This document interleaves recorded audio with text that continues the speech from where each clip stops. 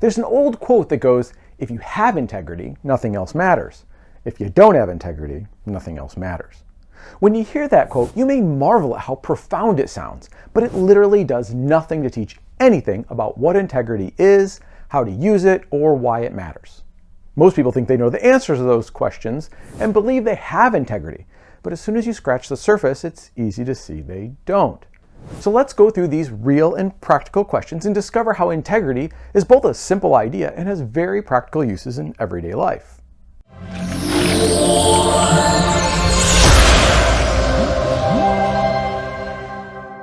When it comes to integrity, it's useful to start by answering the question, what the heck is it? Unfortunately, the word integrity has been burdened with all sorts of add-on requirements over the centuries, but its original meaning was something like being whole and complete. Wholeness and completeness was considered a good thing in its own right. I mean, who wants to be a partial person? But as time went on, it was perverted into meaning things about religious ideas, morals, and ethics, which really reduced its usefulness. So to get back to the original intention of the word, let's say you have integrity when you're whole and complete. And you're whole and complete when there's a deep alignment between your commitments, whether to yourself or others, and your thoughts, behaviors, actions, and outcomes. But why is this definition so profound and useful? Well, because you and I live a life dependent upon biases and ingrained habits of thought which impact all manners of life, from our social relationships to our decision making and even how we treat ourselves. These biases and habitual thoughts are there because they're useful.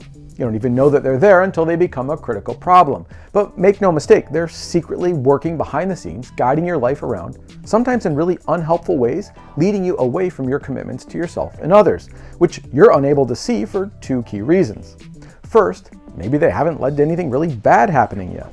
Or second, if something bad did happen, your brain protects itself by making up stories to justify everything you did so that you can keep going forward thinking good things about yourself. And this is where integrity becomes a useful tool. See, the word integrity has deep emotional underpinnings.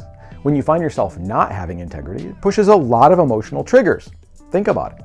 Do you want to be considered as a person without integrity? And this means it's an effective counterbalance to your brain's natural protection mechanisms. And because it's defined as keeping your word to yourself and others, it's easy to measure. That is, if you honestly evaluate yourself. So integrity with this definition can be used as a profoundly valuable tool for personal growth and alignment. It's pretty simple to use. Make a commitment to yourself and then see if you can stick to it. Every time you don't, consider yourself out of integrity. When that happens, reflect on what it was that prevented you from having integrity in the first place. I know this sounds pretty simple, and the idea mostly is, but the execution is a whole other story. Because biases and poor mental habits unavoidably get in the way of our commitments and drive us out of alignment. And then our brain is masterful at justifying those thoughts and actions. In a previous video on manipulation, we talked about safety triggers. Any of those can direct you on a journey out of alignment. Maybe someone triggered your security button by making changes that you find disruptive, and your stupid brain, which we'll have a whole other video about later, went negative and drove you away from your commitments. Or maybe your autonomy button was pressed, or maybe esteem, each of which started an automatic cascade of thoughts that convinced you to take actions that you know have no integrity with your commitment. Man, your brain is amazing at feeding you great excuses to justify not having integrity. But you are not your brain. So the question is, which of your brain's excuses did you decide to listen to? If we take the time to honestly look when we're out of integrity, these unhelpful biases and habits become clear. And once they're out in the open, we can choose to do something about them. So let's review a practical example. Janice lives a very hectic life between career, kids' activities, and maintaining a positive and spicy relationship with her partner. Obviously, when Janice is frazzled, it hampers her ability to perform well at work, and her mood has negative impacts on the atmosphere at home. After some deep reflection, Janice realizes that something has to change. In her reflection of her life, she sees she's not being consistent with the person she knows herself to be. She's being constantly tossed around by the world and situations, and her emotions are getting the best of her, which drives her to lash out in ways she's not exactly proud of. And she also recognizes that she's ruminating in negative and dark places that don't lead in the direction she envisions her life going. Janice's situation is pretty common. Her brain is overwhelmed and looks at everything that comes her way as a threat. She's stuck in fight or flight mode almost constantly. And in this mode, who she is has been hijacked by her brain. And that means she's automatically reacting to fight over the smallest things, or she's looking for ways to just get away. So she can use integrity as a tool to find out how her brain is driving her around so she can make a conscious decision. And she starts by choosing who she's going to be. She makes a very special kind of commitment by declaring from now on who she is peace.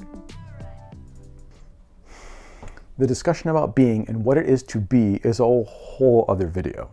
What's important to know about integrity is that the words you select are not things to have, like having the feeling of peace or living in a peaceful environment, but instead are possibilities, and they're written as nouns.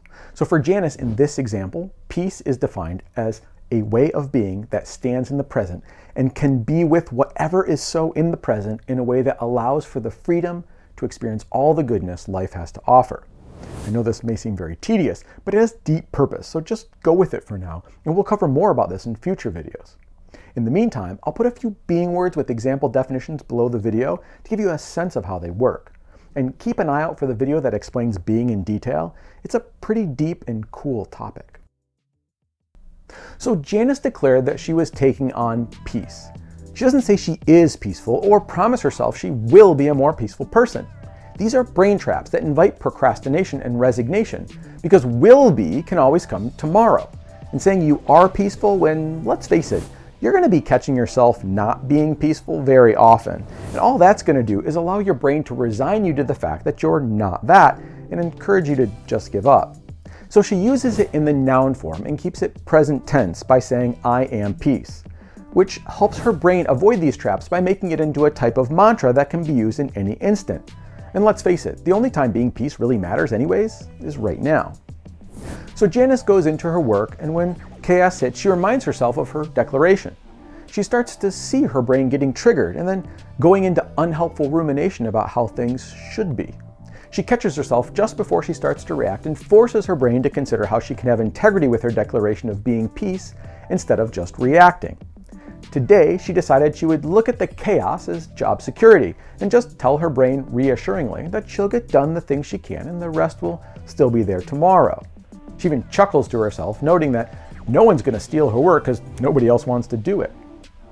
She comes home and focuses on her declaration of peace and sees she's still carrying stress from work and forces her brain to figure out how to put that stuff aside and be peace with her family.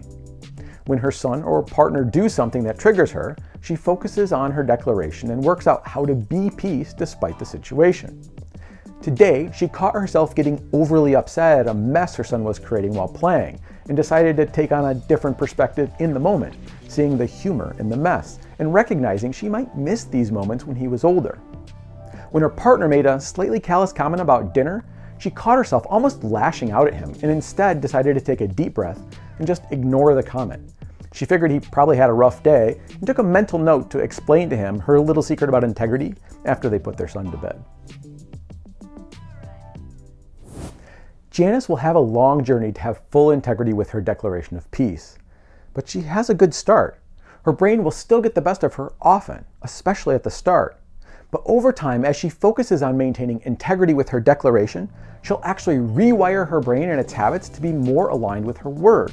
She'll slowly notice negative ruminations being caught with an automatic reminder of maintaining integrity with peace. So she'll slowly build up new habits that help her stay in integrity with her commitment to peace. So integrity becomes a tool that helps you put a mental backstop for yourself, a way to catch your brain thinking or pursuing actions that are out of alignment and then force a decision to be made. Do I have integrity, or do I listen to my brain? If you decide to have integrity, you'll need to create new ways of reacting that are aligned and then actually do them despite whatever your brain is telling you. And you can be sure whatever your brain is going to tell you about why you shouldn't go forward with your new created way and why you should just stick to the easy path is certainly going to be convincing. But at least your dislike of being a person without integrity will give you pause to think about it so you can have a chance to make a different decision. And then it's up to you to decide, do I drive forward or do I give in? And that choice can only be made by you. But at least with integrity as a tool in your toolbox, you'll have a chance to make your brain's biases and automatic processes visible so you can decide for yourself. So with that, I hope you've learned something useful, specifically how to use integrity to guide and hone your actions and behaviors. I hope you'll take the time to test it out for yourself and tell me about your experiments in the comments. And if you like this video, please click the like button, share, and subscribe. Subscribing is free and enables me to continue to make more and better content. Now, if you're interested in digging in deeper, I'll put a link to a special course that's designed to guide you through building profound integrity in your life. There's also a coupon below that will allow you to get 25% off the course. And with that, thanks for watching, stay awesome, and enjoy the journey.